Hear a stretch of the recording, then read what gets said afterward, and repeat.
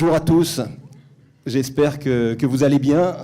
Très heureux de vous découvrir. C'est la première fois que j'ai le privilège de venir sur ce colloque Itonomie qui met la personne au centre des débats, et on va avoir l'occasion, dans le thème que nous allons aborder maintenant, d'évoquer la personne, la mobilité, l'innovation. Ça tombe bien parce que Itonomie, c'est le salon de l'innovation et de l'autonomie. On est vraiment très content parce qu'on va évoquer des choses très intéressantes avec des témoignages qui vont vraiment nous parler dans quelques instants. Alors, le thème, en clair, c'est l'innovation dans les sports, dans le sport, dans le paralympisme. Peut-il aider, peut-il avoir un impact sur la mobilité? On va poser les feuilles parce que c'est toujours un petit peu compliqué. De temps en temps, j'aimerais bien être un poulpe. Et il y a pas mal de choses et de constats à faire. Tout d'abord, on parlera de la pratique sportive dans le handisport. Michael le sait, il y a peu de sportifs qui sont licenciés en France. Je crois qu'on est de l'ordre de 1%. Je sais qu'il y a ici des représentants chinois, il y a des Canadiens, il y a des Marocains et des Estoniens. En Chine, par exemple, où tu avais remporté le titre paralympique il y a 10 ans, c'est 25% des athlètes chinois qui sont licenciés en club, c'est-à-dire environ 25 millions de la population, près de la moitié de la population française. Donc, il y a une situation alarmante à ce niveau-là. Or, on sait que le sport est vraiment quelque chose d'essentiel pour l'estime de soi, pour le bien-être, pour le mieux vivre ensemble, pour sa relation à l'autre, pour son intégration sociale, et ça, que l'on soit athlète handicapé, personne à mobilité réduite, ou alors athlète valide, c'est quelque chose qu'il faut avoir dans un coin de notre tête. Il y a aussi un problème dans la pratique du handisport aujourd'hui, la valorisation et la promotion des lieux où l'on peut faire du sport.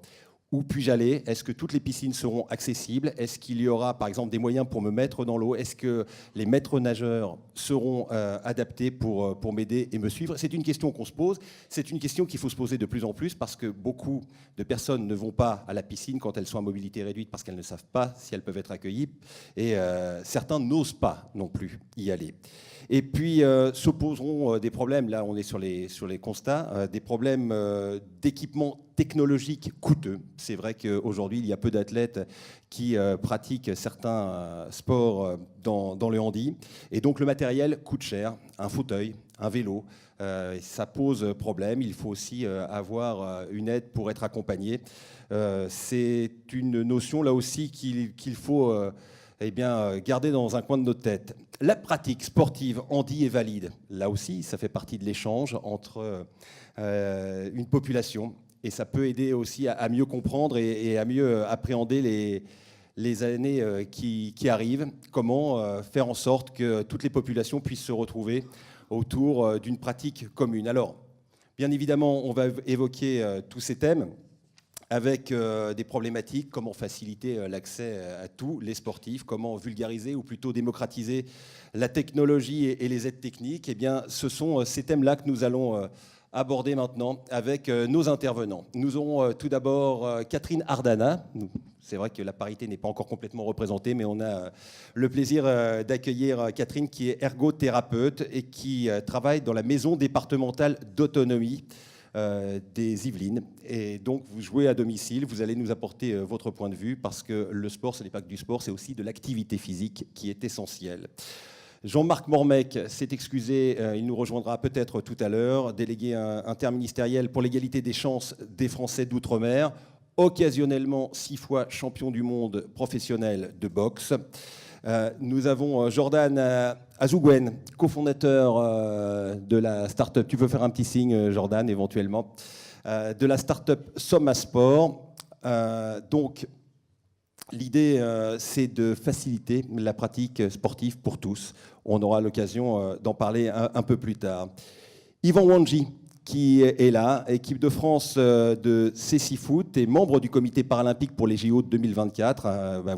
Michael aussi est fortement engagé sur ces JO de Paris 2024 qui peuvent être un accélérateur de particules pour la pratique sportive valide, mais surtout handisport sur notre territoire. Michael Jeremias, vous le connaissez, parrain pour la 2e année consécutive d'Itonomie, 7 fois vainqueur d'un tournoi du Grand Chelem en tennis, champion paralympique, je le disais, il y a 10 ans du côté de Pékin, et 4 fois médaillé aux Jeux paralympiques, occasionnellement porte-drapeau de la délégation française à Rio et porte-drapeau de la pratique du sport pour tous. Et puis Mathieu Annereau, président de l'APHPP, j'espère que je l'ai bien dit, alors je ne sais pas si c'est l'APHPP ou l'APH2P, mais ce qui est sûr, c'est que vous mettez en phase les associations, les pouvoirs politiques et économiques pour la prise en compte du handicap. Voilà, je pense qu'on a un peu posé le thème. Michael, première chose, on parle du sport, on parle du handisport. Il faut peut-être rappeler quelques chiffres et quelques données importantes pour tous nos auditeurs. Non, tu le disais à l'instant sur le déficit qu'on a en France sur le nombre de pratiquants. Aujourd'hui, on estime un peu plus de 20 000 licenciés, le nombre de licenciés en handisport. Alors c'est plus parce que les cadres techniques qui sont souvent valides peuvent prendre des licences. Il faut savoir que dans le sport adapté, donc là on parle de handicap mental, on a une fédération beaucoup plus jeune et qui est à plus de 70 000 licenciés.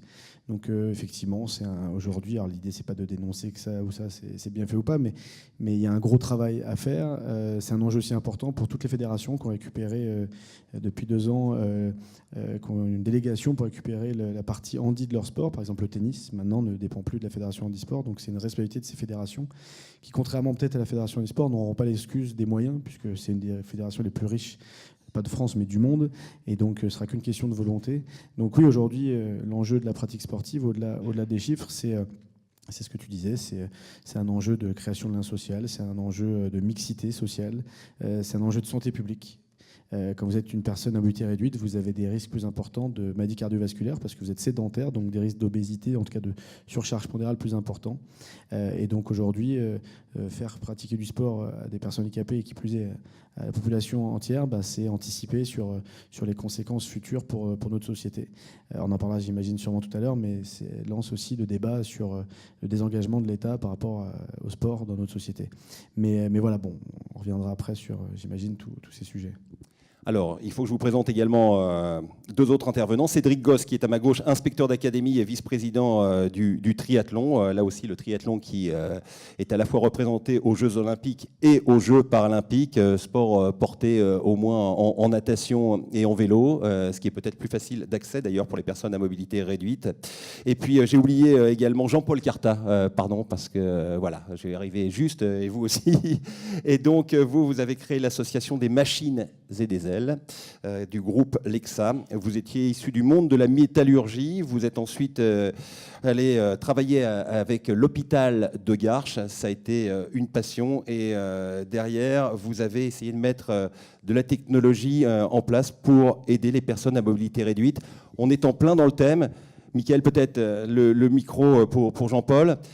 On parle de la technologie au service de la mobilité, de l'autonomie. Ça vous parle? Alors, parlez-nous-en. Ça nous parle. Alors, je rebondis sur le fait de ce que disait Michael, sur tout ce qu'une pathologie peut entraîner comme autre pathologie. Et pour discuter avec des cardios, notamment autour de nos inventions, parce qu'on ne peut pas faire qu'inventer, il faut avoir le regard des professionnels pour savoir si ce que l'on invente n'a pas une incidence négative sur le patient, ce qui serait pour nous catastrophique. Et on s'est aperçu que très rapidement, ce dont tu parlais, c'est-à-dire maintenir le cardiovasculaire, si je peux dire ça comme ça, au mieux, c'est très important. Donc oui, la technique aujourd'hui va vers le monde du handicap, vers la restitution un peu d'autonomie, mais ça nous impose aussi à nous beaucoup de contraintes que l'on prend avec plaisir. Voilà. Et nous sommes aidés par les sportifs et bien sûr par le monde médical. Mathieu Annereau, c'est vrai qu'aujourd'hui, on a des recherches qui sont faites à droite, à gauche.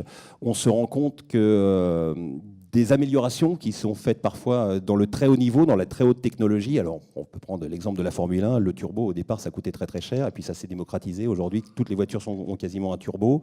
On s'est rendu compte qu'il y avait les cardios, ce qu'on appelait les sport testeurs. Il y a une vingtaine d'années, ça n'existait que pour les sportifs de haut niveau. Aujourd'hui, vous allez chez Decathlon, chez GoSport, pour 50 €, vous pouvez en avoir un. Toutes ces petites choses-là, c'est quelque chose qui peut aider et qui doit aider le monde de la mobilité réduite ou du handisport ou du handi plutôt? Oui, exactement. Oui, ça doit aider le monde du handisport et là le monde du handi. On doit pouvoir développer la pratique sportive pour les personnes handicapées, la faciliter en tout cas. Et on voit bien l'enjeu là de ces technologies qui sont portées pour arriver à cela, puisque le sport, vous l'avez bien dit tout à l'heure, hein, c'est de l'accomplissement, c'est du lien social, c'est de l'estime de soi, c'est tout ça. Et cet enjeu-là est central. Et nous, hein, bien sûr, la PHPP, on est porteur de ça, on est facilitateur de ça. Alors comment on va regarder vers un peu les pouvoirs économiques, de pouvoir financer ces innovations technologiques, et également les pouvoirs politiques, puisqu'il y a des enjeux financiers, mais il y a largement retour sur investissement humain, bien entendu, et ça a été très bien dit par Jean-Paul Garta et Michael Jeremias, mais également économique. Regardez un petit peu également le handicap et les secteurs de la mobilité sur un enjeu économique. Tout notre enjeu, il est là de démontrer ça aux acteurs économiques et politiques. On ne va pas relancer tout de suite Michael Jeremias sur l'argent pour le sport, parce que sinon ça va partir tout de suite dans les tours. Catherine Ardana, ergothérapeute, maison départementale d'autonomie des Yvelines, vous êtes ici. C'est quelque chose d'important parce qu'on parle du sport, mais il y a l'activité physique qui est essentielle. Aujourd'hui, les gens bougent de moins en moins et c'est quelque chose qui doit se faire parce que c'est simplement le bien-être qui est en cause.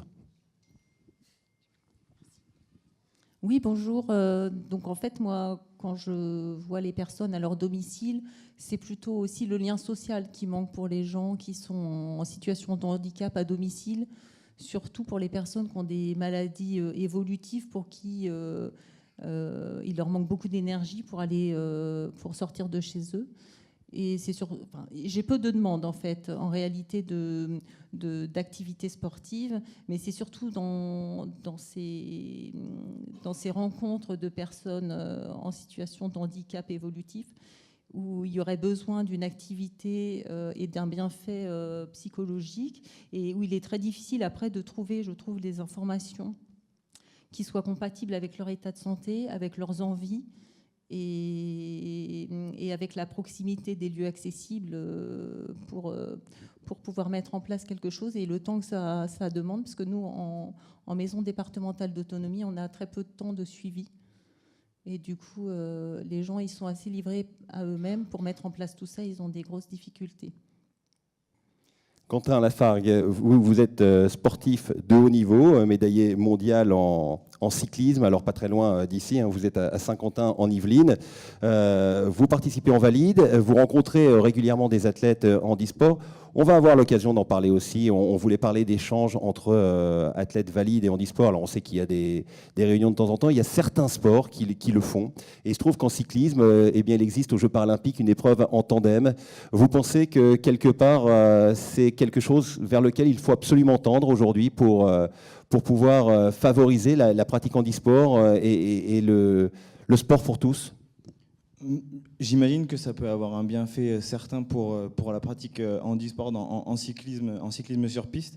Moi, j'ai déjà eu la possibilité de rencontrer donc tous ces athlètes de la Fédé handisport qui pratiquent le cyclisme. On les côtoie de temps en temps au Vélodrome de Saint-Quentin en Yvelines.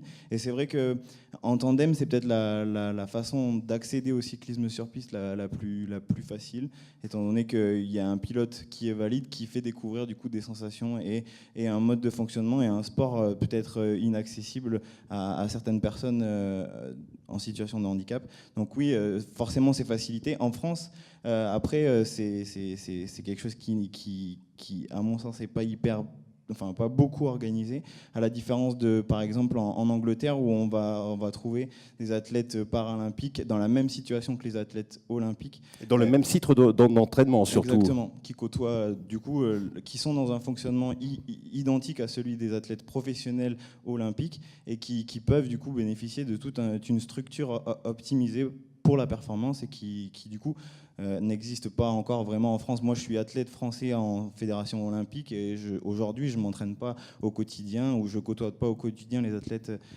de cyclisme paralympique. Et je pense Mais c'est un sport qui s'y prête totalement. Ça serait un peu comme la voile, parce que c'est vrai que si on met le beach volley et le beach handisport où les athlètes sont assis, ça n'a pas de sens, alors que c'est la même fédération, c'est le même sport, ça a la même appellation. En revanche, en cyclisme, ça a exactement, ça appelle les mêmes efforts et le même type de préparation. Exactement, les épreuves sont identiques. On connaît le kilomètre départ arrêté en cyclisme sur piste valide. Il existe aussi en cyclisme paralympique. Enfin voilà, ce sont toutes ces épreuves qui sont identiques que ce soit en valide ou en handisport. Et moi, je trouverais, à titre personnel, je trouverais normal que du coup, ne serait-ce que dans un premier temps, ils puissent intégrer nos séances d'entraînement et bénéficier de cette structure-là aussi à titre régulier et peut-être à titre permanent, plus régulièrement dans les années à venir. Ça ferait sens, effectivement. Alors, vous l'avez dit, on peut ressentir des choses quand on est en tandem avec quelqu'un qui vous guide, qui a vos yeux finalement, et qui est devant. En cécifoot, c'est quelque chose de particulier parce qu'il n'y a que le gardien qui est voyant. Sinon, vous jouez avec des masques. L'équipe de France, on s'en souvient, avait pris une très belle médaille d'argent lors des Jeux de Londres dans une ambiance extraordinaire. J'imagine qu'Yvan, que tout ce qu'on entend pour l'instant, ça vous parle. Ça me parle totalement et en plus, j'ai une petite anecdote, je me souviens très bien de toi Alexandre, tu m'avais interviewé juste après la demi-finale à Londres et c'est un souvenir particulier en moi. Et effectivement, au cécifoot, le gardien est voyant et les 4 joueurs de champ de chaque équipe, on a tous un bandeau pour que tout le monde soit égalité et dans le ballon, il y a des clochettes, du coup, il fait du son. Et derrière la cage, on doit marquer, il y a un guide qui nous oriente. C'est comme ça qu'on sait où est la cage. Donc effectivement, dans le cécifoot, il y a la mixité aussi entre les valides et les personnes non-voyantes, les personnes déficientes visuelles.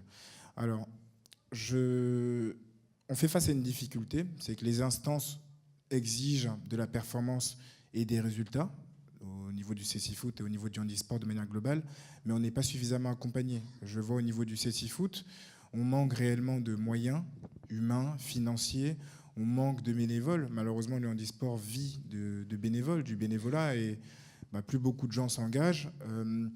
On a un championnat qui veut être structuré, mais pour être structuré, il faut être soutenu par les clubs valides. Alors au jour d'aujourd'hui, beaucoup seront surpris, mais on n'est toujours pas relié à la FFF. Donc le cécifoot est encore relié à la FFH. Et la difficulté de la FFH, c'est que c'est comme une maman qui doit nourrir 50 gamins. Donc c'est très compliqué au niveau financier, au niveau structurel. Et il y a un problème au niveau des clubs. Parce qu'au jour d'aujourd'hui, malheureusement, les clubs s'écroulent. Les clubs se cassent la figure parce qu'elles n'ont plus de moyens financiers. Donc elles ne peuvent plus postuler pour jouer en championnat. Donc on fait face à plein de difficultés. Et malgré tout ça, comme tu le disais Alexandre, on est allé chercher cette belle médaille à Londres lors des Jeux. Et on espère faire de même, médaille d'argent, voire mieux, aux Jeux de Tokyo 2020. Et l'or pour 2024. Voilà. Ça serait bien, ça, pour 2024, où beaucoup de Français auront l'occasion de vous découvrir pour la plupart, parce que c'est vrai que vous n'êtes pas très présent dans les médias. Ça commence de plus en plus. Ça commence de plus en plus, effectivement. On se bat, effectivement. Il y a de plus en plus de médias qui viennent à la fois découvrir le cécifoot, qui viennent essayer en mettant le bandeau sur les yeux. Et surtout, on fait un gros travail de communication qui n'est pas fait par les médias. On le fait en intervenant dans les écoles. Donc en allant vers le grand public, vers les scolaires, ça permet de propager un petit peu ce mouvement du handisport, du cécifoot. Et surtout, on se bat pour faire comprendre aux gens que c'est pas parce qu'on a un handicap qu'on peut pas jouer au foot et procurer du bonheur et du plaisir aux gens. Cette dernière phrase, elle nous parle aussi parce que procurer du bonheur aux gens et se sentir bien, c'est ce que vous voulez faire. Jordan Azougan, vous avez travaillé dans le domaine de la santé, vous étiez psychomotricien. Après, vous avez passé des diplômes d'enseignant d'activité physique adaptée et aujourd'hui, vous avez mis des moyens en place pour trouver des solutions techniques et matérielles de la pratique physique et sportive. Alors, c'est le thème aujourd'hui. Les moyens techniques, en quoi ils peuvent permettre aux gens à mobilité réduite de s'insérer dans du sport aujourd'hui.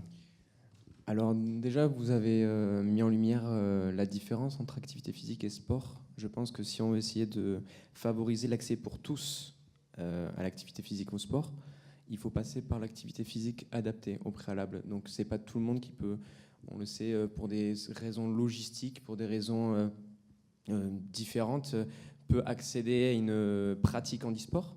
Donc c'est le but en fait des enseignants en activité physique adaptée de se déplacer et de favoriser, donc comme vous l'avez dit, outre les bénéfices, donc que ce soit psychique, physique, social, de l'activité physique et du sport, on sait très bien que cette pratique-là s'inscrit dans aussi une acceptation des remaniements, tout ce qui est psychique, corporel, après un traumatisme qui peut être important.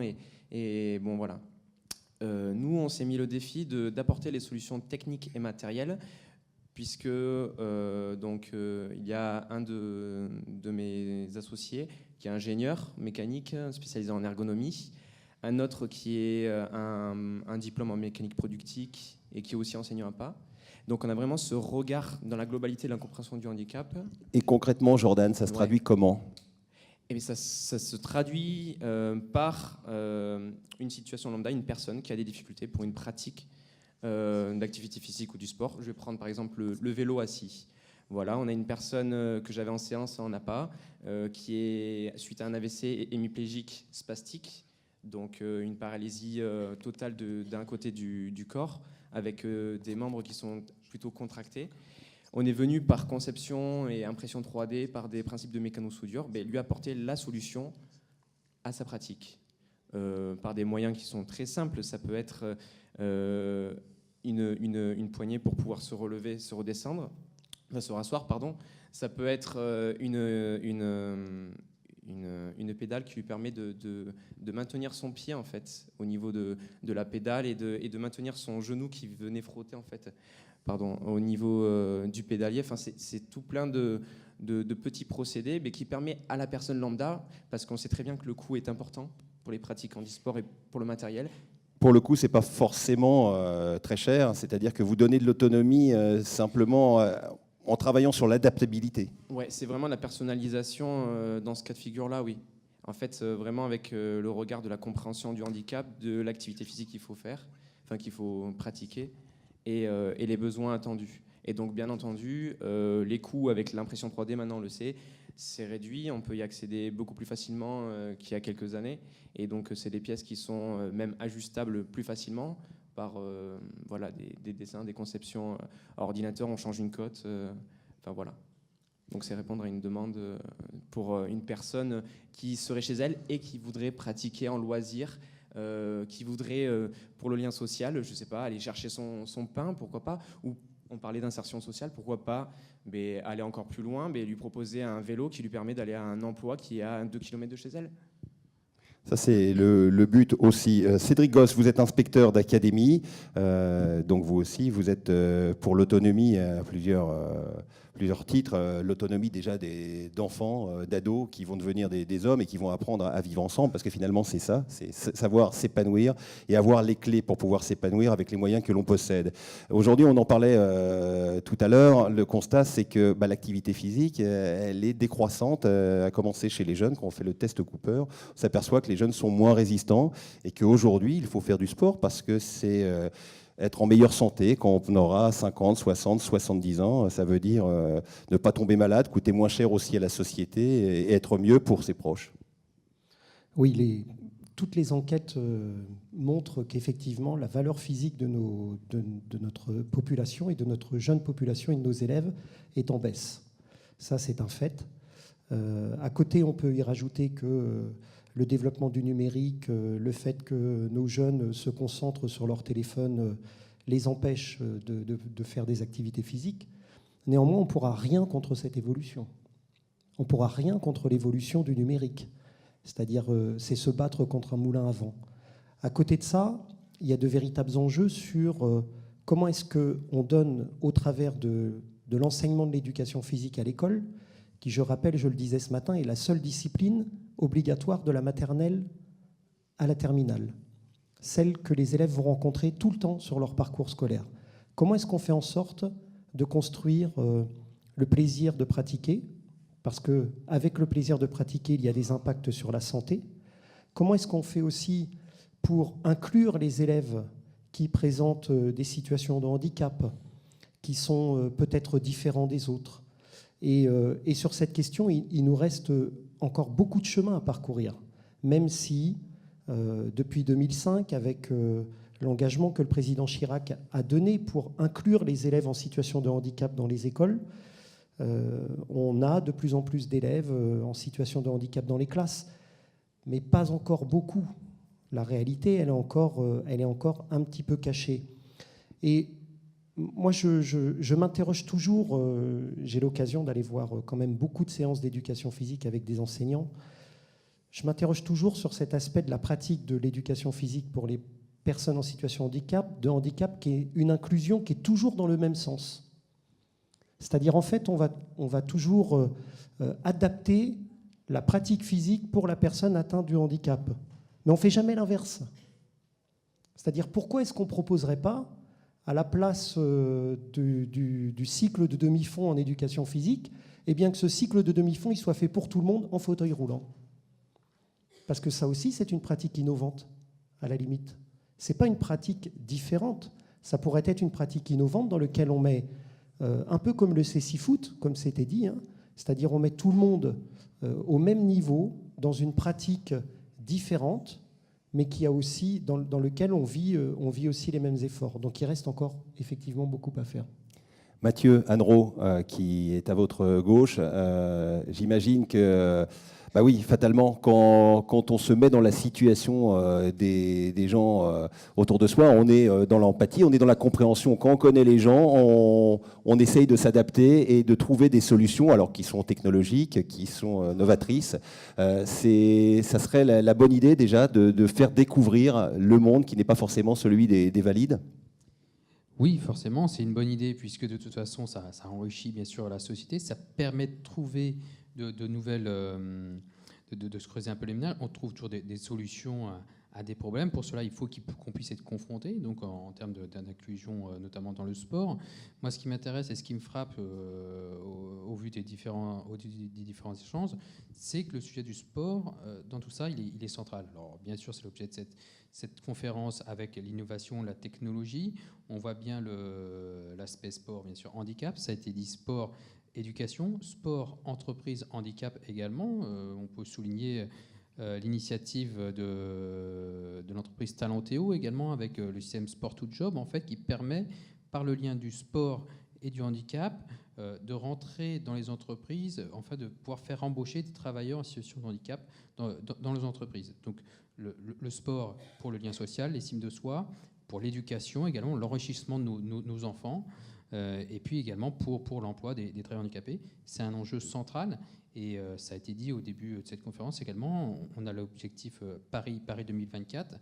Il faut qu'au-delà de cet événement festif, bien sûr, populaire, où on attend des grands résultats de nos participants français notamment, il faut qu'il puisse y avoir un ruissellement sur le sport à la base, partout sur le territoire, parce qu'on voit que l'aspect du sport est central dans notre société. Michael, sur le plan technologique, puisque c'est le thème de cette table ronde, alors quelles améliorations, quelles innovations peut-on avoir? Alors, on voit quand on arrive ici qu'il y a par exemple du paddle. C'est vrai que le paddle, ça a été très à la mode depuis 2-3 ans. On voit que maintenant, il y a le moyen de faire du paddle quand on est en fauteuil. C'est vrai qu'aujourd'hui, il y a des choses assez simples. Hein. C'était ces 2 flotteurs qui sont situés de part et d'autre. Aujourd'hui, comment le sport, le handisport, par sa recherche, peut aider tout le monde demain, que ce soit des personnes âgées, des jeunes ou même des personnes qui sortent d'une opération et qui sont un peu moins autonomes? En fait, c'est une question de bon sens. Moi, j'ai découvert le monde du handicap il y a 18 ans. Je ne connaissais pas du tout le handisport. C'était un terme dont j'avais jamais entendu parler. Et en réalité, quand vous êtes en fauteuil roulant, alors évidemment, on affinera le discours en fonction des pathologies, mais on peut faire quasiment tous les sports. On peut faire du foot quand on ne voit pas. On peut faire du foot quand on ne peut pas bouger ses jambes et ses bras. Foot en fauteuil.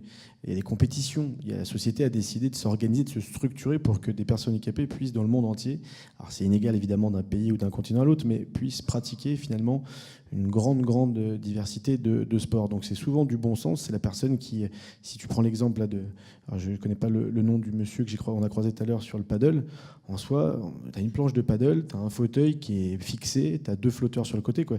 Je ne pense pas que ce soit quelque chose qui nécessite des milliards d'investissements et donc, encore une fois, du bon sens, souvent une expérience personnelle.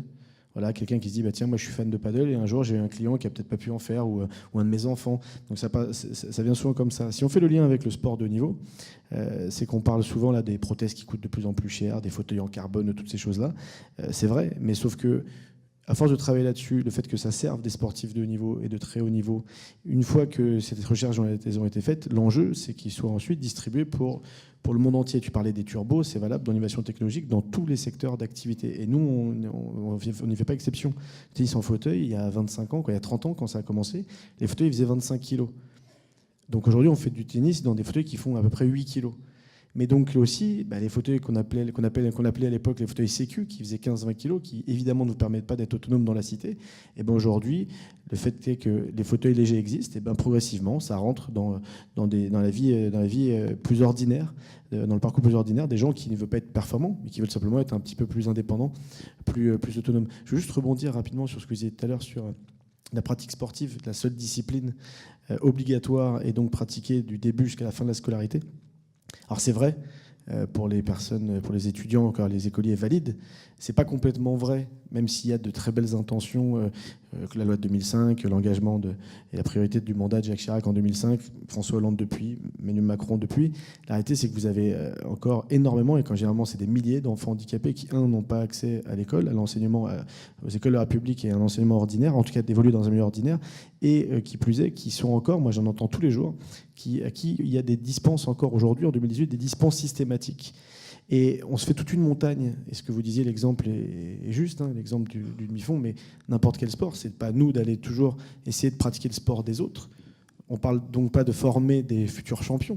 On parle de faire une activité physique, c'est ça, éducation physique à l'école. On parle pas. Donc éducation physique, c'est quoi? N'importe quel sport où il y a une activité physique pourrait être pratiquée. Et donc en fait, c'est tout simplement une espèce de révolution culturelle, c'est de se dire, au lieu de se dire, on a un éducateur physique qui a fait X années d'études, il va falloir qu'il fasse une année de formation dans tel organisme, ça va coûter tant pour qu'il se connaisse les pathologies, les différents... Non, il n'y a pas besoin de tout ça. En fait, ce dont on manque cruellement dans notre société, c'est du bon sens. C'est vraiment du bon sens. Pour aller 80%, je vous le donne comme ça à la louche, évidemment ça n'a aucune valeur scientifique, mais majoritairement on a besoin de bon sens. On parle beaucoup d'argent pour les problèmes d'accessibilité. Effectivement, si on veut rendre un métro accessible, il faut investir des milliards d'euros pour que le métro parisien soit accessible. Mais il y a plein de choses, d'innovations alternatives qui coûteraient moins cher. Des assouplissements d'un certain nombre de lois sur le fait de ne pas empiéter sur la voie publique parce qu'on va mettre une petite rampe éphémère ou temporaire, alors qu'il faut que ce soit dans du dur, dans du solide. Aujourd'hui, on manque cruellement de ça. Alors je sais, je digresse, c'est pas le thème principal, mais c'est ça. C'est-à-dire qu'avant de rentrer dans le détail de tout ça, il y a un problème de la façon dont on envisage aujourd'hui le handicap, la différence, la diversité dans notre société. Et donc on se portera tous beaucoup mieux une fois qu'on aura pris ça à l'envers. Et pas se dire, on a ce problème-là, comment on va le résoudre? Ça répond évidemment pas à ta question, Alexandre. Non, mais c'est intéressant parce que Catherine Ardana, vous êtes sur l'autonomie. On parlait de ces petites rampes, c'est vrai, on ne va pas faire forcément des bateaux pour pouvoir passer en fauteuil, mais si on fait des petites rampes, il y a un bateau, mais on fait une petite rampe ponctuelle, c'est quelque chose qui peut marcher. Est-ce que vous, dans votre quotidien, dans la maison d'autonomie ici dans les Yvelines, vous avez recours à des nouveautés technologiques pour permettre à des personnes âgées ou des personnes à mobilité réduite de pratiquer une activité physique, d'être autonome, de pouvoir aller à un endroit? Oui, c'est tout mon quotidien en fait d'essayer d'adapter l'environnement par des aides techniques et par des aménagements de logement pour faciliter le quotidien des personnes. Alors, il est vrai qu'il y a le conseil, il y a l'évaluation, et puis après, au niveau du financement, par la prestation de compensation du handicap, il y a des possibilités de financement. Donc ça, c'est la théorie. En pratique, pour tout ce qui est activité physique, il y a quand même une tarification qui est très rigide, et il y a peu de financement pour du matériel assez lourd.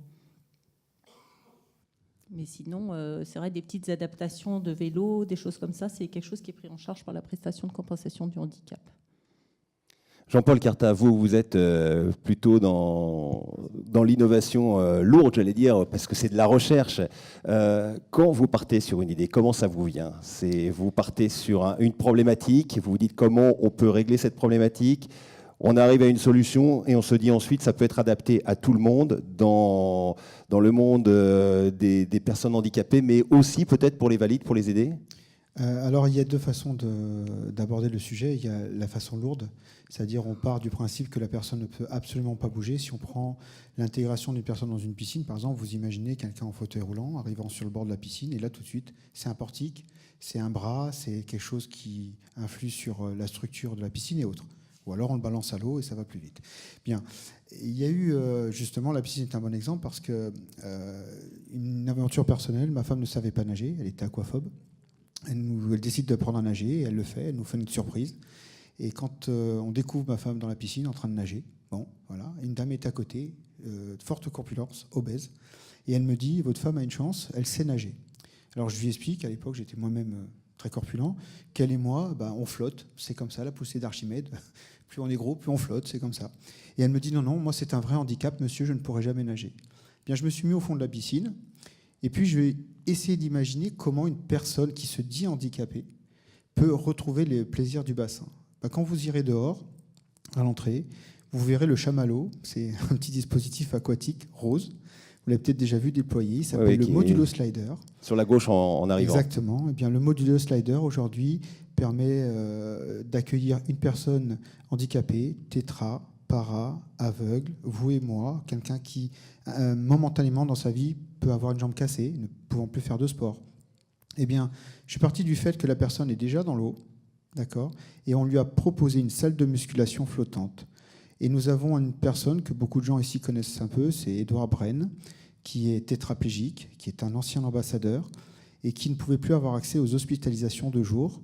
Et grâce à cet appareillage, quelques semaines d'entraînement lui ont permis de bénéficier de 3 journées d'hospitalisation pour pouvoir refaire du sport à Carpape en Bretagne, pour ceux qui connaissent le centre de rééducation.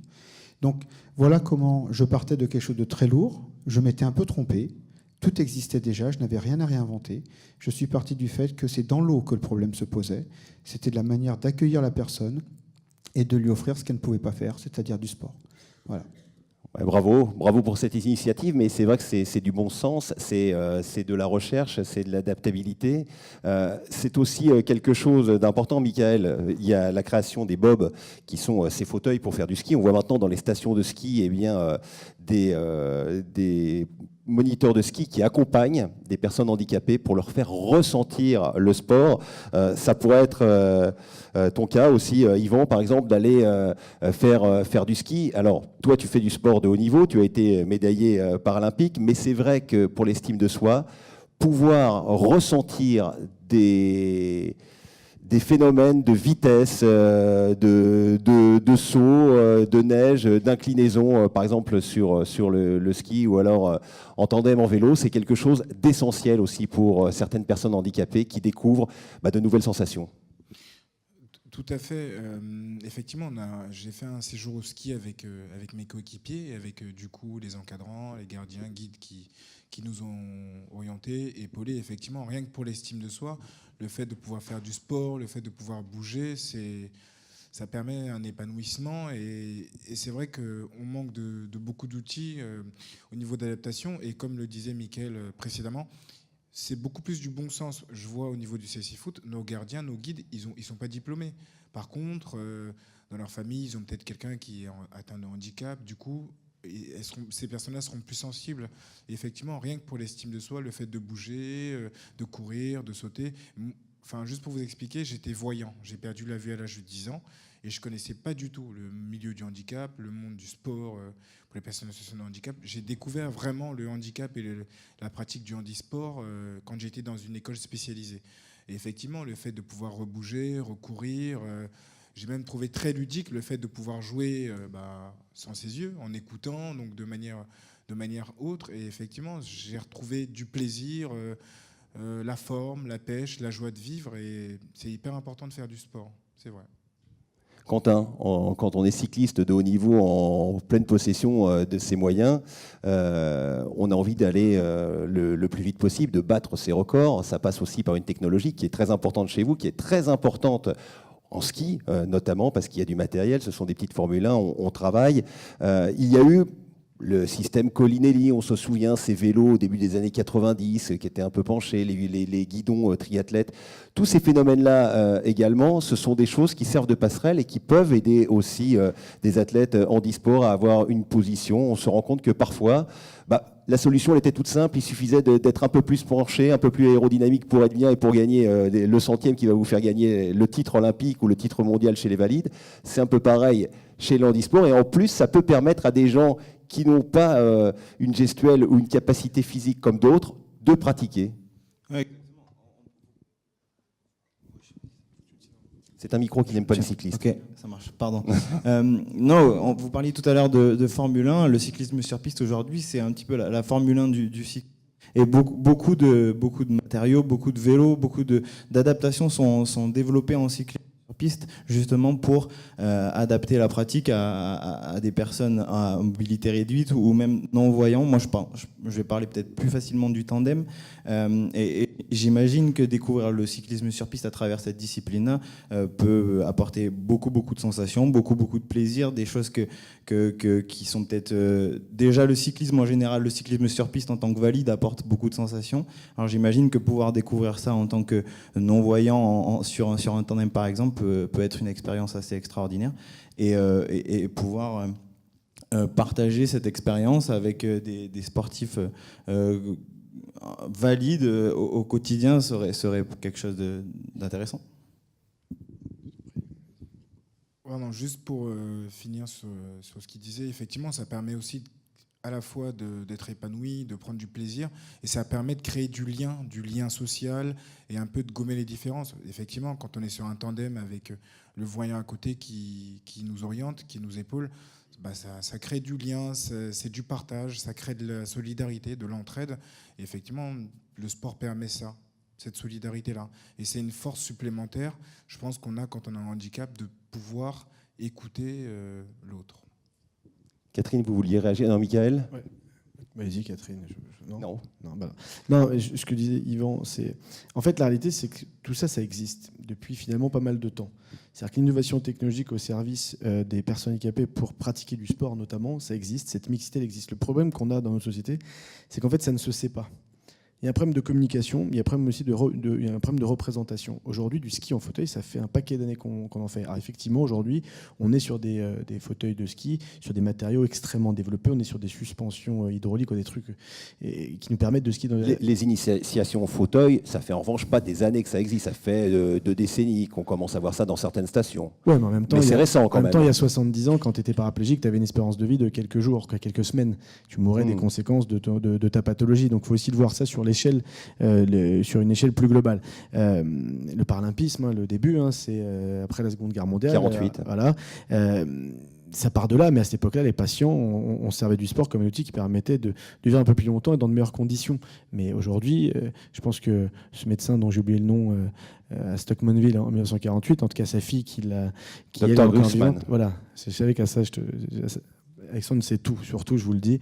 Et en fait, on travaille ensemble, je lui lance pour le faire briller. Et le truc, c'est c'est de voir justement qu'est-ce qui se passe 70 ans plus tard, de voir le résultat, d'avoir une société qui aujourd'hui investit autant. Moi, quand je vois les 85 exposants, on prend Jean-Paul, on s'était vu l'année dernière sur le karting, des gens qui, en fait, pour des raisons des fois personnelles, des raisons professionnelles, peu importe, qui disent, mais en fait, là, il y a un problème, voilà la solution, elle est finalement assez simple.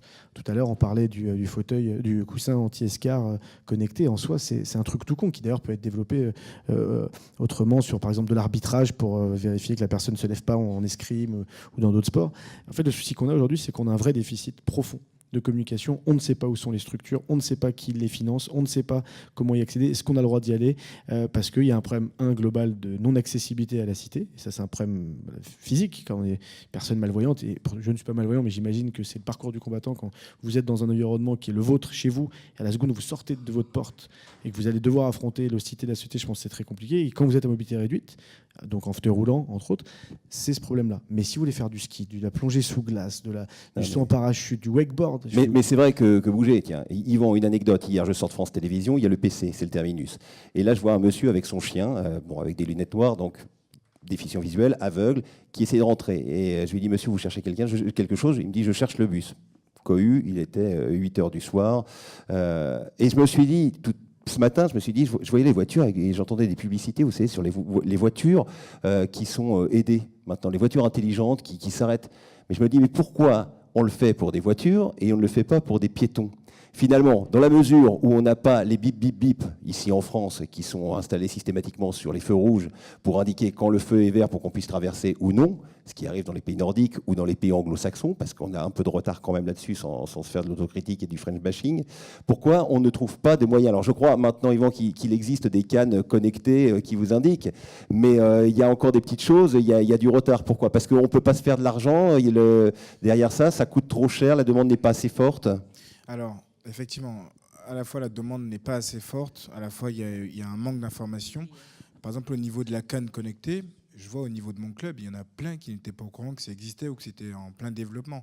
Alors effectivement, pour vous expliquer rapidement, la canne connectée, donc on se déplace avec la canne dans la rue et le rôle de la canne, c'est d'éviter les obstacles ou du moins biper lorsqu'on est à moins d'1 mètre de l'obstacle. Ensuite, on va balayer avec la canne pour contourner l'obstacle.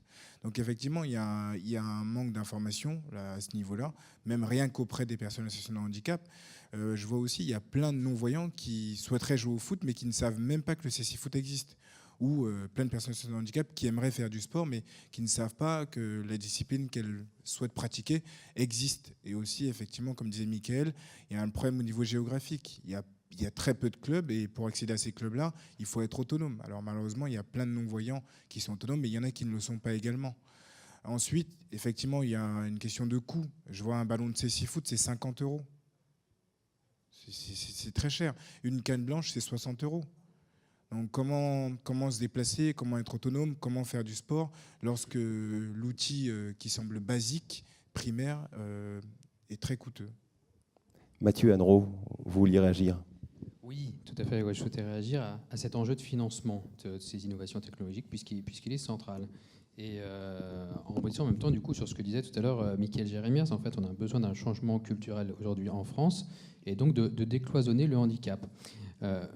Toutes ces innovations technologiques, elles ne sont pas uniquement spécifiquement faites pour une certaine catégorie de personnes. Quand on parle d'un tandem, alors oui, avec un non-voyant à l'arrière, mais pourquoi pas également deux voyants qui peuvent se balader ensemble, et donc ça sert à tout le monde. Rappelons-nous, la télécommande, objet du quotidien, à la base, a été créée pour des personnes à mobilité réduite, qui ne pouvaient pas se déplacer jusqu'au poste de télévision pour bouger les chaînes. Le SMS a été créé pour les personnes non entendantes. Maintenant, tout le monde l'utilise dans le quotidien. Ça démontre bien que... Et c'est ça le changement, en fait, la révolution culturelle en France. C'est que le handicap n'est pas une contrainte, ne doit pas être une peur, mais doit être une solution. On réfléchit pour la personne handicapée à un dispositif, à un matériel, et derrière, ça va se démocratiser. Et derrière, donc financièrement, voilà, il y a un impact pour toute la société entière. C'est ce discours-là qu'il faut avoir vis-à-vis des décideurs économiques et politiques. C'est long, ça prend du temps, mais plus on sera nombreux à le tenir, et plus ça passera. Jordan Nazouguian, cofondateur de la start-up Soma Sport. Ouais, du coup, je voulais réagir. Tout à l'heure, Mickaël parlait de bon sens, de justement changer un petit peu les esprits. Je crois qu'on est totalement là-dedans. Jean-Paul parlait tout à l'heure qu'il n'a rien inventé, qu'il a repris des choses qui étaient déjà faites. On parlait de véhicules à assistance. Tout simplement, un bonnet de bain pour une personne en déficience sensorielle, privée de la vision. Il existe des bonnets de bain connectés, indiquant les murs. Exactement. Oui, parce que c'est vrai qu'aux Jeux Paralympiques, on a l'entraîneur qui tape sur la tête avec. Il existe. Mais c'est vrai, Mickaël, ça te fait rire. Non, mais il existe des solutions.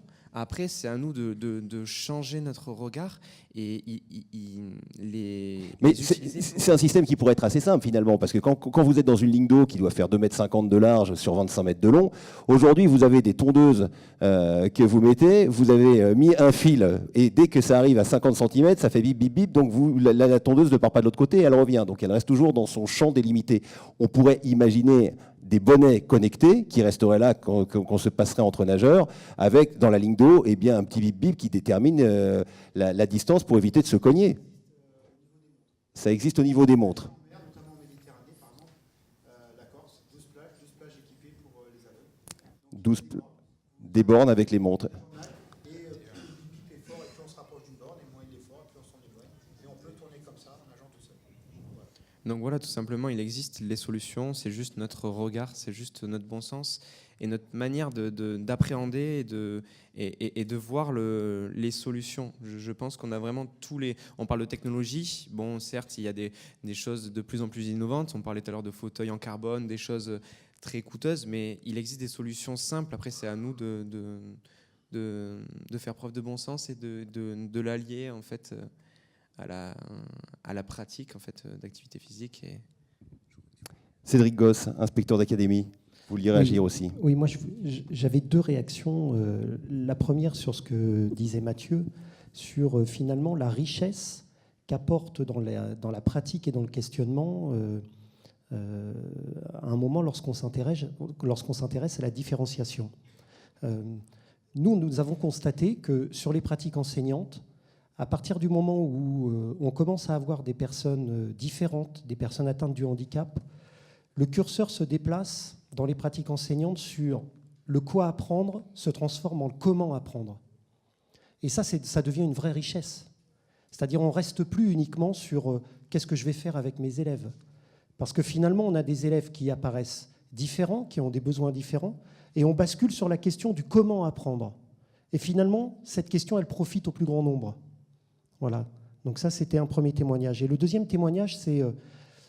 il se trouve que je suis aussi vice-président de la Fédération française de triathlon et je voulais apporter un témoignage sur le rapport à la technologie et l'innovation avec nos paratriathlètes qui sont des athlètes de très haut niveau, hein, comme dans d'autres disciplines olympiques et paralympiques, et qui ont de très bons résultats. Et moi, je suis frappé par leur rapport à l'innovation et la recherche, parce qu'en fait, ce sont de véritables... chacun d'entre eux de petits ingénieurs dans la recherche-action. Et ils sont entre adaptation et innovation. Ils jouent sur les deux. Alors, avec quelque chose qui a ses limites aussi, ils sont beaucoup sur la culture de l'oralité, sur la science un peu empirique. Et c'est un vrai problème pour notre fédération, nous aussi, et le directeur technique national en parle beaucoup, c'est que nous sommes tellement pris... et les athlètes vont comprendre ce que je dis. Nous sommes tellement pris par l'enjeu olympique, avec la nécessité de la performance, qui est courte. Hein. Une Olympiade, c'est 4 ans, il faut se programmer, il faut être prêt. Et bien finalement, ils prennent assez peu le temps de formaliser les nouveautés qu'ils ont pu trouver. C'est-à-dire, ils développent des innovations, ils ont une relation, par exemple, avec certains ingénieurs, mais finalement, on ne prend pas assez le temps de poser les choses, de formaliser, d'écrire pour derrière transmettre. Le savoir reste un petit peu confisqué parce qu'entre eux, il y a de la concurrence. Ils sont par exemple moi, j'ai été stupéfait dans les parcs à vélo de les voir avant une course et d'aller épier la moindre innovation technologique qui parfois est simplement le déplacement d'un embout pour placer le moignon sur le vélo de quelques millimètres, mais qui va changer l'inclinaison du coureur. Voilà. Là, je vais parler en tant qu'industriel, en tant que chef d'entreprise. Quand on développe un produit à destination du bien-être, alors j'insiste bien sur le terme pour l'instant bien-être, donc vous avez un vélo, n'importe quoi, un vélo, vous le mettez en destination bien-être, vous le fabriquez, vous le vendez, ça y est, c'est gagné. Si je veux que le même vélo devienne un CE médical, pour ceux qui connaissent un peu la différence, eh bien tout de suite c'est 5 ans de plus et minimum 150 000 €. Je veux dire par là que toutes les idées sont bonnes, mais un industriel, vous l'avez bien compris, il y a des emplois à préserver, il y a une entreprise à faire tourner. Quand il veut se tourner vers le handicap, il fait un choix très important, il réoriente carrément la stratégie de son entreprise. Moi, aujourd'hui, je peux le faire parce que j'ai des équipes qui travaillent et on génère notre propre salaire, je dirais, qui nous permet de faire des choses pour aider les autres. La semaine dernière, j'ai perdu 2 confrères qui avaient essayé d'apporter leur innovation auprès du handicap, qui n'ont pas eu les fonds, qui n'ont pas réussi à tenir les 3 ans d'analyse ou d'expertise médicale. En France, on n'y arrive pas. Il y a d'autres pays, en 2 ans, c'est bouclé, ça coûte beaucoup moins cher. Et on a sur le marché des technologies qui sont efficientes très vite au bénéfice des patients. C'est un peu mon combat de dire aux hôpitaux notamment, porter notre voix à nous industriels et de nous permettre d'accéder aux expertises médicales, aux investigations cliniques, afin que toutes les technologies ne restent pas sur l'étagère et soient rapidement mises à disposition de la personne qui en a le besoin. Et aujourd'hui, ça, croyez-moi, c'est un vrai frein qui fait qu'on n'a pas autant d'innovation qu'on le pourrait, d'une part, et c'est pour ça que ça coûte très cher. Imaginez-vous investir 200 000 € dans une investigation clinique sans avoir l'assurance de pouvoir tirer 1 € de bénéfice le jour de la mise sur le marché. 5 ans plus tard. Pardon ? 5 ans plus tard. 5 ans plus tard, bon, on est dans un dispositif déjà très long, mais tout ce qui est attrait au dépôt sur la peau, par exemple, c'est 5 ans. Quel que soit le dispositif, vous le collez sur la peau, vous allez avoir des investigations cliniques qui peuvent être très très longues pour des choses qui vous paraissaient très simples au départ, mais vous allez avoir des pôles médicaux qui vont vous dire non, moi je ne suis pas d'accord, il y a une colle, il y a un produit, il y a de l'électromagnétisme, et ainsi de suite, et on part dans des délires. Sûrement importants, mais ça reste des délires en termes de temps pour un chef d'entreprise. Voilà. Catherine Ardana, ça vous parle tout ce que l'on entend depuis tout à l'heure, vous qui êtes au contact avec des jeunes, des personnes âgées, des personnes en problème de mobilité? Oui, mais curieusement, c'est vrai que je me suis vraiment posé la question. Il y a peu de demandes, en tout cas auprès de la MDPH, de ce type de technologie. Peut-être parce que les gens craignent justement un rejet de financement, ou peut-être qu'ils sont dans une autre dynamique et du coup ils ne se tournent pas vers nous. Mais en tout cas, dans mon quotidien, j'ai vraiment peu de demandes et c'est vrai que ça me pose la question de ces gens qui ont besoin de lien social et de tous les bienfaits du sport et des nouvelles technologies pour avancer. La communication, je pense, tout simplement. Il est vrai qu'on a vraiment beaucoup de difficultés à trouver les informations précises concernant les activités qui pourraient convenir à certaines personnes en situation de handicap, en termes d'adaptabilité, d'accès, de motivation, et ça demande beaucoup d'énergie pour les gens qui sont chez eux. Quentin, quand on est cycliste, fatalement, on fait du vélo. Je ne sais pas si vous arrivez d'aller en vélo dans Paris. C'est vrai que déjà, on essaye de mettre en place des choses pour faciliter les déplacements en 2 roues, mais il n'y a pas grand-chose de fait pour les handicapés. On en parlait, par exemple, avec Michael. On peut avoir des Vélib, on peut même avoir des scooters libres maintenant, mais on n'a pas, par exemple, des fauteuils libres qui pourraient exister. Alors, l'investissement serait peut-être un peu cher, mais penser éventuellement à mettre par endroit, en mettre quelques bornes simplement, c'est quelque chose que l'on pourrait peut-être imaginer. Ça vous parlerait, ça ferait sens pour vous? Ça ferait sens pour moi et encore plus pour les gens dans cette situation-là, mais c'est vrai qu'aujourd'hui, le Vélib existe, les scouts libres existent, comme vous le dites, c'est pratique pour une grande majorité de personnes, mais c'est pas idéal pour les personnes à mobilité réduite. Il suffirait, pourquoi pas, éventuellement d'avoir un parc de fauteuils libres, ce serait une super idée. Mais tu vois, on parlait de ça tout à l'heure, tu posais la question économique. Aujourd'hui, pour moi, c'est une erreur stratégique de beaucoup, alors pas forcément des industriels qui doivent passer par un long processus de validation très coûteux, mais dans n'importe quel secteur d'activité, c'est une niche qui n'est pas exploitée. On parle d'à peu près une dizaine, 10-12 millions de personnes en situation de handicap. Alors, y a un cinquième de la population française. Après, voilà, quelle est la définition avec du des handicap, degrés différents. Avec des degrés évidemment différents. Mais aujourd'hui, un fauteuil qu'on mettrait dans des parcs comme des Vélib, c'est pas plus coûteux. C'est-à-dire une fois qu'on industrialise ça, qu'on n'est pas sur une production de 10 fauteuils, mais de millions de fauteuils, ça ne coûterait pas forcément plus d'argent. Ce que je veux dire, c'est que tous ces outils qui sont des outils de loisirs, d'autonomie, d'indépendance, de partage, on parle d'innovation, mais c'est au service de la personne, mais d'innovation technologique au service de l'écologie. Aujourd'hui, on ne fait pas ce choix-là, mais c'est une erreur stratégique. Mais que ce soit des gens qui font des vêtements, peu importe les marques, c'est potentiellement X centaines de milliers ou millions de consommateurs supplémentaires. Et donc, en fait, c'est une erreur stratégique. C'est que le handicap ayant toujours fait peur dans notre société, on s'est dit qu'il ne faut pas assimiler une marque à une personne handicapée. Ça a changé depuis une quinzaine d'années, vingtaine d'années, grâce au sport. Mais de manière générale, aujourd'hui, moi, si je vendais, peu importe que je vende des canettes de coca, que je vende des fringues, l'idée, c'est de dire qu'est-ce que je peux faire pour aller habiller le plus de personnes possible, que le plus de personnes possible boivent mes boissons. Aujourd'hui, je pense que c'est une erreur stratégique profonde et qui doit être changée. Et c'est vraiment une question culturelle, une question d'état d'esprit. Toi, Michael, tu es pour l'implantation avec parcimonie, mais judicieuse. C'est-à-dire qu'on en parlait. C'est vrai que, par exemple, quand on regarde le tramway à Paris, il s'est fait d'abord sur un tronçon. Il y a des endroits qui sont essayés pour des voies semi-piétonnes. Là, ça serait pareil. On parlait des accès métro pour les personnes handicapées, 9 sur 300. 9 sur 300, c'est-à-dire 0,3%. Et ça coûte 15 millions d'euros pour adapter une station de métro. Oui, alors, ne pas faire les 14 lignes, mais faire quelques lignes. Mais une fois de plus, l'idée, c'est que les gens ont peur que quand nous, on demande une société accessible, du jour au lendemain, il va falloir qu'on arrête tout, d'investir tout, que tout l'argent de l'État va être dépensé intégralement pour ça. On est patient, hein. C'est la première loi sur le handicap, elle date de 1975. Aujourd'hui, les personnes handicapées sont des citoyens de seconde zone.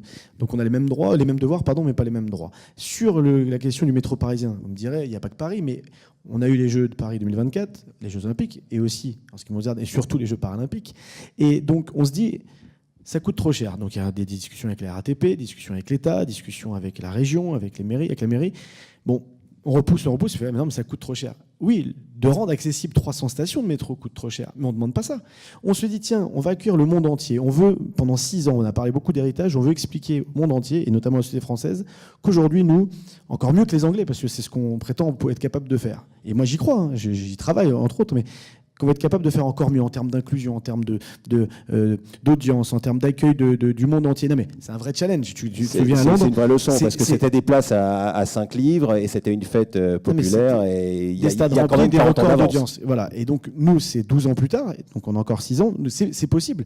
Mais au lieu de se positionner dans un truc, ce n'est pas possible parce que globalement, ça coûte trop cher, on va accueillir le monde entier et le monde entier handicapé est valide. On va avoir des touristes du monde entier, on va avoir des délégations du monde entier. Et ben on commence une station de métro, puis une deuxième station de métro. Le RER qui arriverait de Roissy, qui s'arrêterait au Stade de France, à Châtelet. Le dispositif, après, il y a le Grand Paris où là, la question ne se pose pas, c'est une obligation légale, même si ça coûte de l'argent et que c'est compliqué, mais juste sur Paris. On va accueillir des gens, de relier les sites, par exemple, de commencer à relier les sites, d'avoir 3, 4, 5 stations. Ces budgets-là, c'est qu'une question de volonté. C'est qu'une question de volonté politique. Qu'on n'ait pas 5 milliards à dépenser tout de suite pour rendre le métro accessible, je peux le comprendre. Mais l'idée, c'est de le faire par étapes. Ça, c'est pour le métro. Après, sur la loi de 2005 qui aujourd'hui devait être appliquée de manière très stricte en 2015 et qui bénéficie à cause, je dis pas grâce, mais à cause d'un certain nombre de lobbies, d'adaptation et de report.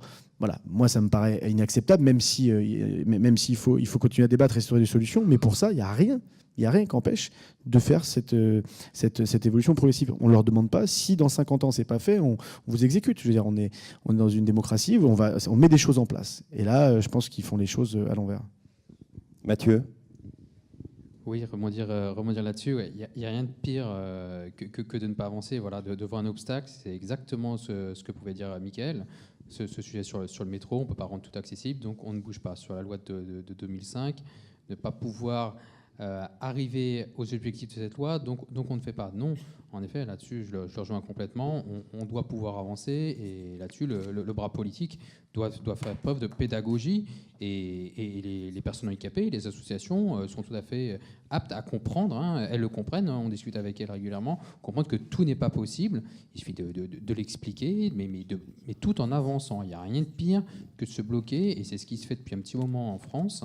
Et je pense que, en tout cas, nous, au niveau de l'association APHP, on a une démarche pragmatique, mais il faut pouvoir avancer et montrer concrètement des avancées. Et pour 2024, en effet, hein, là-dessus, j'espère que l'État nous entendra, et le ministère des Sports notamment.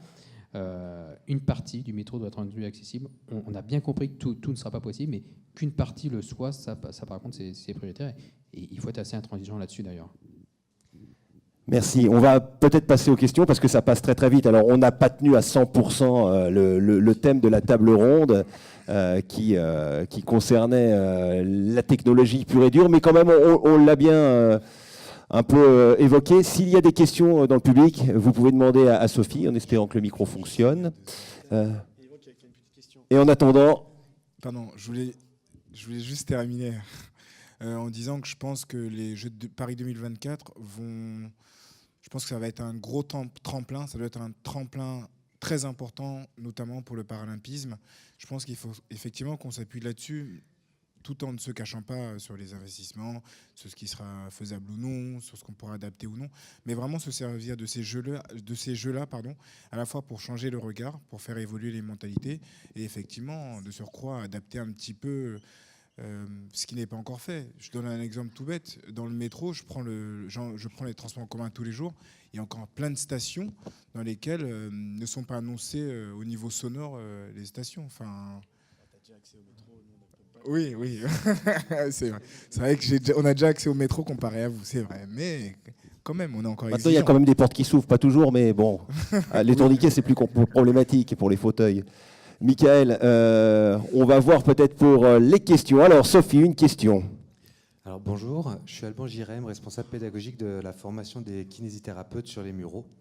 Et je vous remercie énormément pour votre intervention qui était assez passionnante.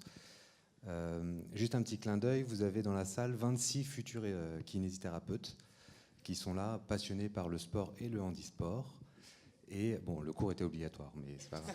Ils sont quand même là, c'est déjà ça. Et donc, si on a un limbago, on peut aller les voir Dans 6 mois, à peu près.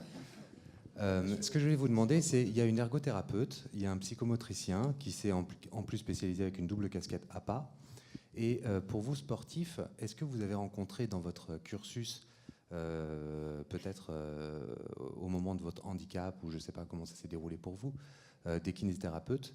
Est-ce que les kinésithérapeutes ont une place dans les activités physiques adaptées? On sait que depuis 2017, avec la prescription des activités physiques, les kinésithérapeutes ont acquis en plus un titre une double casquette avec éducateur sportif.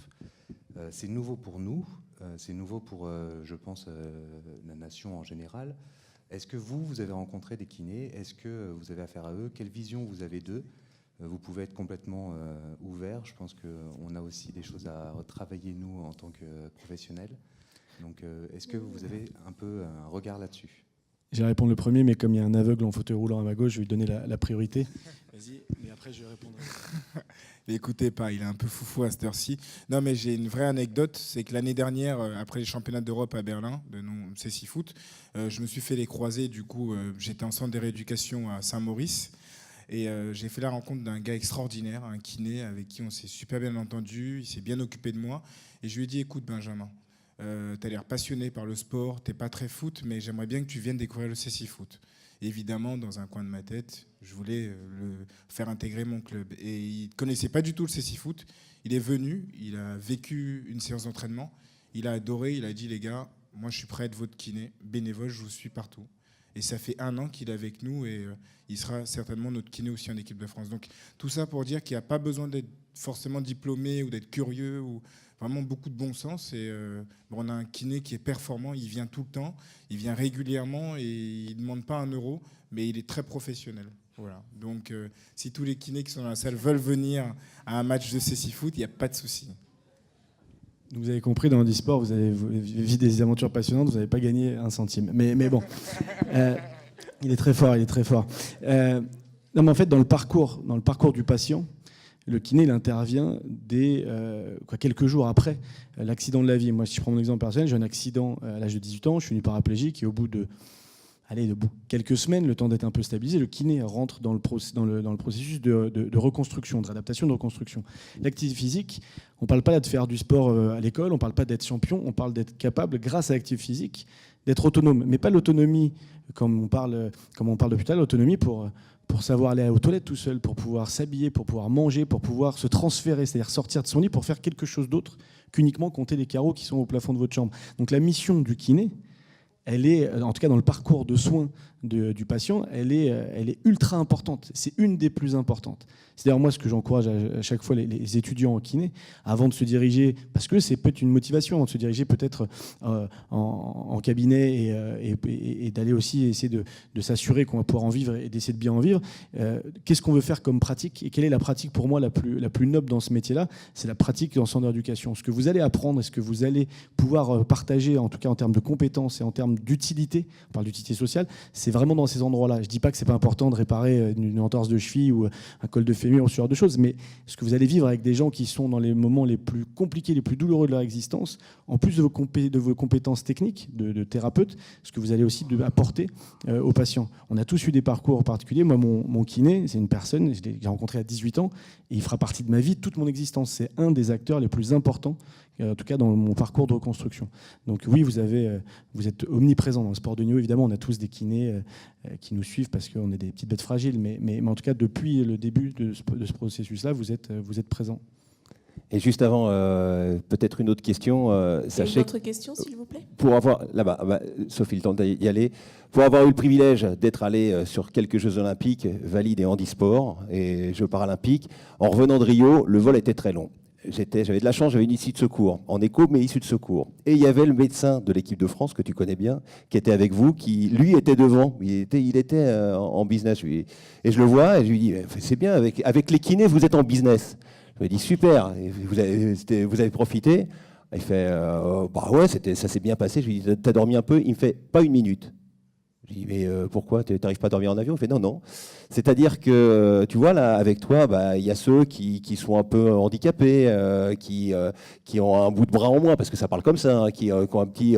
Il y a ceux qui sont aveugles et tout. Et devant, en business, voire en première, on met les gros traumatismes, et notamment les tétraplégiques. Et il me dit, toutes les 5 minutes, eh bien, on passe d'un lit à un autre pour retourner les champions, pour pas qu'il y ait de caillots, pour pas... Voilà, c'est ça. C'est-à-dire que quelque part, ces athlètes savent qu'ils peuvent compter sur des gens qui donnent à 200%. Et c'est déjà le cas quand vous avez des sportifs de très haut niveau chez les valides, mais il y a encore une dimension plus forte et plus émotive. Et voilà, c'était juste une petite anecdote. Tout ça pour vous dire que si vous suivez l'équipe de France en handisport, vous voyagerez en business, mais vous ne dormirez pas. La question. Ouais. Bonjour, moi je m'appelle Nicolas, je suis étudiant en dernière année de kiné justement à l'IFMK des Mureaux. Et vous avez beaucoup évoqué le changement de mentalité culturel aussi qu'il faudra avoir. Il y a, nous, en tant que professionnels de santé, aujourd'hui, on est de plus en plus sensibilisés à tout ce qui est prévention. Je sais qu'il y a des fédés, notamment en tennis, lors de la journée des enfants de Roland-Garros, où on sensibilise les licenciés à la pratique de l'handi-tennis, notamment. Est-ce que, c'est une question pour M. Gosse, dans la scolarité, où on fait beaucoup de prévention pour l'activité physique auprès des, je dirais, valides, est-ce qu'auprès justement de ces valides, on fait aussi de la prévention par rapport à l'handisport? Alors, il y a des actions qui sont menées, hein, particulièrement par une fédération sportive scolaire, l'UNSS, qui développe un programme qui s'appelle le sport partagé, qui est en fait la possibilité pour des valides et non valides de pratiquer ensemble une activité physique. Donc ça, c'est une action concrète. Il y a des actions de sensibilisation importantes. Et puis, nous, dans notre rôle d'inspecteur, par exemple, nous avons, Jérémy en parlait, on a un véritable problème qui concerne la question des dispenses. Alors maintenant, ça ne s'appelle plus dispense, ça s'appelle inaptitude. Et on parle d'inaptitude totale ou partielle. Mais ça a une vraie différence, parce que dispense, ça veut dire on ne fait rien. Inaptitude, déjà, on change un petit peu le regard. C'est-à-dire que quand on a une inaptitude partielle, sur le certificat médical doit être précisé la nature de l'inaptitude, mais ce qui peut permettre aussi la pratique physique. Donc on est particulièrement regardant avec les enseignants sur, par exemple, le cours d'éducation physique où vous avez 29 élèves dans la classe et 7 élèves sur le côté qui ne pratiquent pas et qui regardent pendant 2 heures de l'éducation physique quand même. Hein. Parce que c'est peut-être obligatoire de la maternelle à la terminale, mais un cours de maths, il n'y a personne qui est dispensé ou inapte du cours de maths. Hein. Donc là se posent de véritables questions. Et pour terminer, moi ce qui m'a toujours interpellé, c'est vous avez un établissement dans l'Académie de Versailles qui s'appelle l'établissement Toulouse-Lautrec, le lycée Toulouse-Lautrec, à Garches. Au lycée Toulouse-Lautrec, aucune inaptitude, aucune dispense d'éducation physique. Moi, je dis parfois à des enseignants que je vais voir en inspection, quand je vois 7 élèves, je leur donne toujours cet exemple-là. Je leur dis, vous avez un établissement dans lequel il y a des valides et des non-valides. Tout le monde pratique l'éducation physique et sportive. Après, je ne dis pas que ce soit simple, hein, mais par ces actions de sensibilisation, effectivement, il commence à y avoir des changements de posture. Ce que je disais tout à l'heure, un décentrage du quoi apprendre vers le comment apprendre. Vraiment se poser la question de comment nos élèves apprennent, comment est-ce qu'ils pratiquent. Et puis là, on commence à voir des choses qui bougent. Monsieur ? Ah, d'accord. Est-ce qu'il y a l'une ou l'autre question sur les quelques minutes? Sur le côté droit, hop là. Ça, c'est l'activité physique, c'est bien.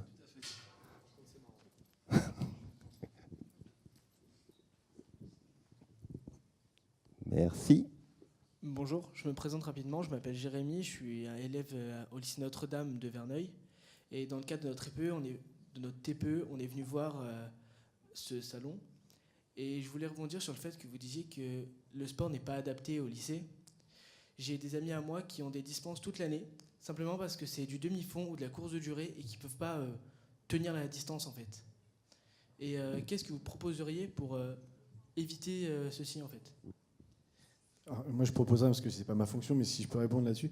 En fait, et c'est ce que vous dites juste avant sur l'inaptitude totale ou partielle. En fait, c'est une réforme profonde de notre société. Et c'est valable pour l'éducation nationale comme d'autres endroits. Pourquoi la course de fond ? Parce que historiquement, voilà, plus telle chose. En fait, c'est de l'inverser. Ce que vous disiez tout à l'heure, on en a parlé tout à l'heure, vous prenez l'exemple du demi-fond, je parlais du basket par exemple en fauteuil, qui est un sport que beaucoup de gens peuvent pratiquer, c'est de réfléchir dans le sens inverse. Quels sont les sports qu'on peut enseigner à des enfants qui présentent toutes pathologies différentes. Quand je dis pathologie, c'est pas forcément valide handi. Il y a des valides qui ont un certain nombre de pathologies qui ne sont pas visibles. Le handicap, c'est pas que le fauteuil roulant. Il y a 85% de handicaps qui sont invisibles. Donc qu'est-ce qu'on fait concrètement ? Qu'est-ce qu'on propose ? Puisqu'on parle d'éducation physique et non pas d'entraînement pour devenir champion du monde ou d'un sport olympique ou paralympique qui correspond que à quelques sports.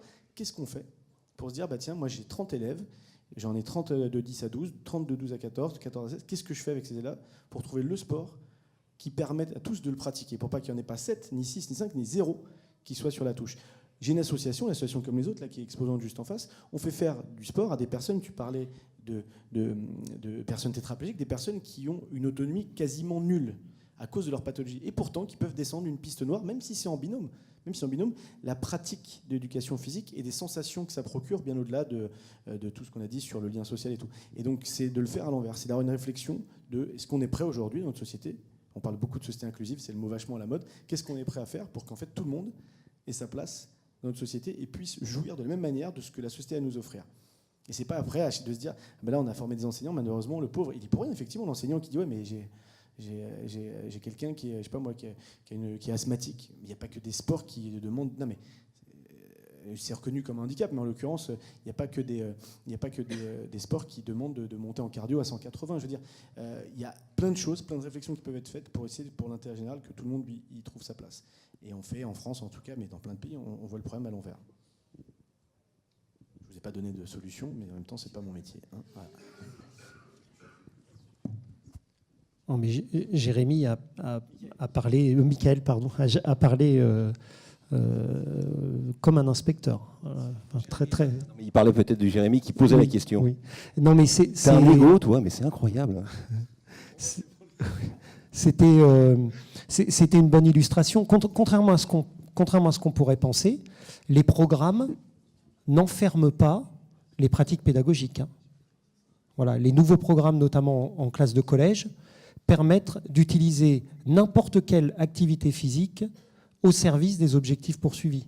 Donc vous pouvez, un enseignant d'éducation physique, a liberté d'innover.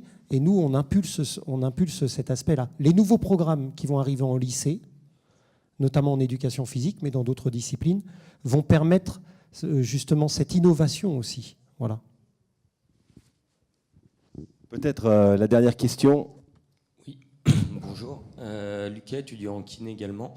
Ça va plus être une question sur le financement, particulièrement là sur le dernier financement qui vient de sortir pour le sport. Et quel impact vous pensez qu'il va y avoir sur le handisport ? Comment réagissent les fédérations, particulièrement tennis, foot, qui sont très riches, et d'autres, et également sur les communautés territoriales qui peuvent avoir une action là-dessus pour les plus petits clubs qui vont pouvoir le subir ? Merci. Je sais pas, tu as fait une petite rubrique dans le JDD qui était déjà très soft. Je pense que là, énervé comme tu l'es à cette heure-ci, tu peux te lâcher. Non, c'est intéressant parce que justement, les deux fédérations dont vous parlez, s'il y a bien un truc qui, pour elles, n'auront aucun impact, c'est bien justement l'annonce de l'État, c'est-à-dire de se désengager du sport en voulant réduire un budget qui est déjà très faible, qui est le plus faible de tous les ministères, et qui va l'être encore plus. On parle d'un budget aux alentours de 400 millions d'euros. 400 millions d'euros pour une politique sportive nationale, c'est ridicule. On peut rien faire de très concret.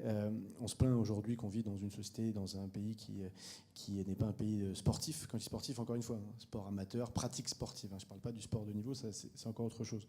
Aujourd'hui, en fait, c'est plus une façon de voir un petit peu la société, la manière dont on prend les décisions dans notre société.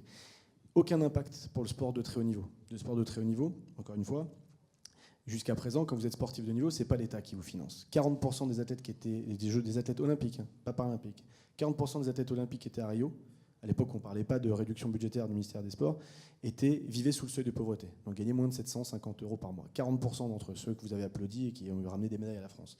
Aujourd'hui, le sport de haut niveau, la possibilité qu'on a, et c'est ce qui se fait depuis des années, ce qui se fait de plus en plus, c'est le financement privé. Il y aura toujours des entreprises privées qui auront envie et des moyens d'aller recruter des sportifs de niveau, de les soutenir. Et donc, c'est des choses qui se développent. Il y a eu le pacte de performance qui a été mis en place il y a quelques années. Il y a des entreprises qui vont accompagner des sportifs de niveau, valides et handi. Là, pour le coup, il n'y a pas de distinction sur ce dispositif. Donc ça, on le gère. Les fédérations riches s'en foutent. Elles vivent aussi du financement privé. Donc, la Fédération française de foot, la Fédération française de tennis font partie des fédérations les plus riches du monde. Donc, pas d'impact pour eux. L'impact, c'est pour la pratique sportive, l'éducation physique, les clubs, les associations, les éducateurs, le sport de proximité. Et la conséquence, c'est qu'on se dit qu'on va réduire ce budget, parce qu'il semblerait qu'il faut faire attention, donc on réduit partout, mais on réduit dans un domaine qui quand même coûte quasiment rien à l'État. On parlait de quoi ? 0,7% ? 0,6% du budget de l'État. Donc on parle vraiment de quelque chose de tout petit. Aujourd'hui, ce que ça va coûter, je ne vais pas vous sortir de chiffres comme ça, mais de ce que ça va coûter, on parlait tout à l'heure d'une population de plus en plus sédentaire, les conséquences de la baisse de la pratique du sport en France, c'est des milliards qui vont être dépensés dans 10, 20, 30, 40 ans. Le trou de la Sécu. Non mais voilà, en dépenses de santé. C'est un enjeu de santé publique, la pratique sportive dans un pays. En tout cas, l'activité physique. Alors attention, on ne parle pas de sport de niveau. La recommandation de l'OMS, c'est à peu près 20 à 30 minutes de marche active. Marche active, c'est pas juste de se balader ou d'aller prendre le métro et puis faire 20 mètres pour aller au boulot, c'est quand même de marche active. Aujourd'hui, il va y avoir des conséquences, moi que j'estime dramatiques, et en fait je ne comprends pas ce choix-là. Ce choix-là, et rien à voir avec Paris 2024. Encore une fois, Paris 2024, les Jeux, on va les organiser, le financement, il a été verrouillé par l'État, et l'autre partie, qui est un financement privé, ne sera pas impacté par ça. C'est qu'aujourd'hui, on fait les choses, encore une fois, à l'envers. C'est-à-dire qu'on se dit, on va couper, parce qu'il faut qu'on coupe dans tous les budgets, mais ce ne serait pas de se dire, mais attention, on va aujourd'hui se lancer sur le financement et non pas l'économie. On n'est que dans l'économie, on est peu dans l'investissement, dans le financement, on est dans l'économie. Alors je caricature bien sûr, mais on est dans l'économie.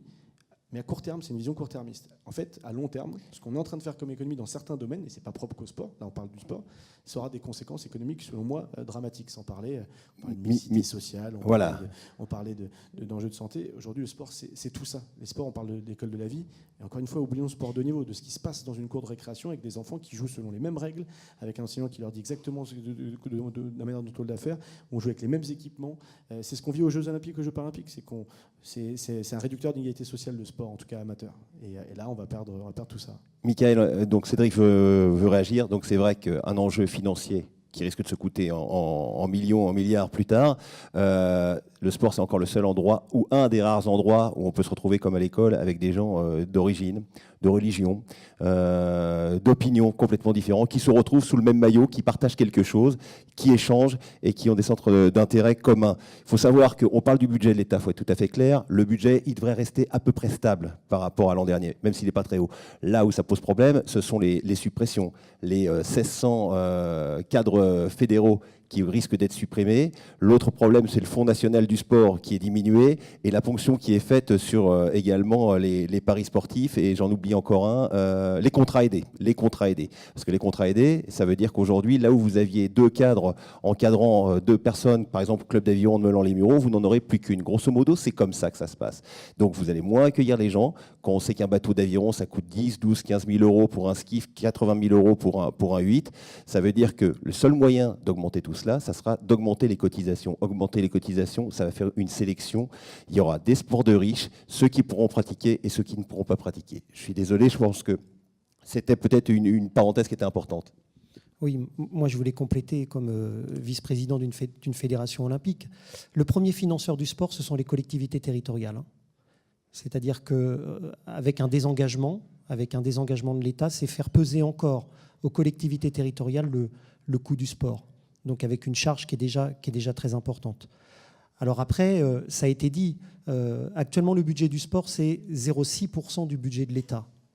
Faire croire que le budget du sport contribuera comme les autres budgets à réduire la dette publique, moi je le dis honnêtement, c'est finalement se moquer un petit peu du monde.